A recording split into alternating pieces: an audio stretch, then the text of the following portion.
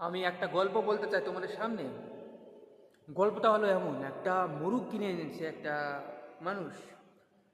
সে মুরগটাকে সে মারতে চায়, তো কিভাবে মারবে বুদ্ধি খুঁজে। তো সকালবেলা উঠে দেখছে মুরগটা বাঘ দিচ্ছে, জোরে চিৎকার করছে। সে মুরগটাকে বলল,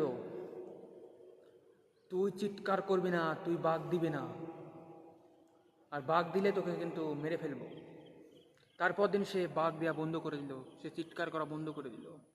তারপর দিন উঠে সে যে কিনে আনে সে মালিক, সে এসে দেখছে সে বাঘ দেওয়া বন্ধ করেছে, কিন্তু পাখা ফরফর করছে, তার দানা মেলাচ্ছে।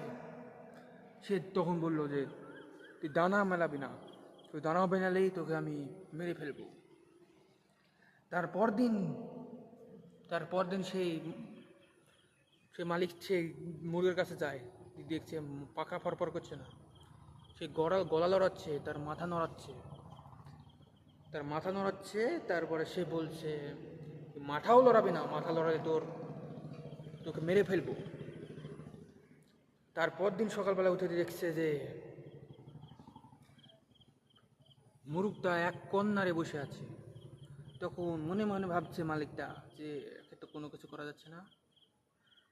তখন সে মুরগটাকে বলছে, তুই কাল থেকে ডিম দিবি। তো মুরগে কোনদিন ডিম দেয়? কখনো দেয় না। তাকে কিন্তু মারার পরিকল্পনা আছে, ঠিক আছে? সে যতই ভালো হোক, যতই যা করুক, যা যেটা বলছে সেটা শুনুক। সে মুরগটা এটা বলছে, তখন লাস্টে আমি একটা বিশ্বাস করে সে হয়তো শুধরিয়ে যাবে, সে হয়তো ভালো হয়ে যাবে, সে হয়তো পরে বুঝবে।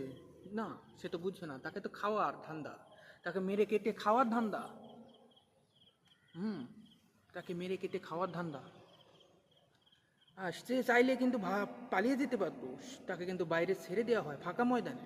সে চাইলে কিন্তু পালিয়ে যেতে পারতো, কিন্তু পালায়নি, সে বিশ্বাস করেছে। হয়তো মালিক হয়তো পরে বর্তিতে বুঝবে, হ্যাঁ, কিন্তু সে মালিকটা তো তোকে খেতে চায়। তো মানুষ এমন এমন মানুষও আছে তোমাদের সঙ্গে, যেটা তোমাকে ইউজ করতে চায়, তোমাকে ভালো ইউজ করতে চায়, তারপরে তোমার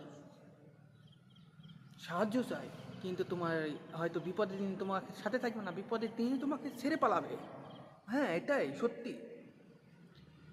জীবনে চলার পথে দুঃখ, কষ্ট, সুখ, দুঃখ সব কিছু আসবে, কিন্তু তার মধ্যে মানুষকে চিনতে হবে, ভালো মন্দ, হ্যাঁ, চিনতে হবে, বিশ্বাস করতে হবে।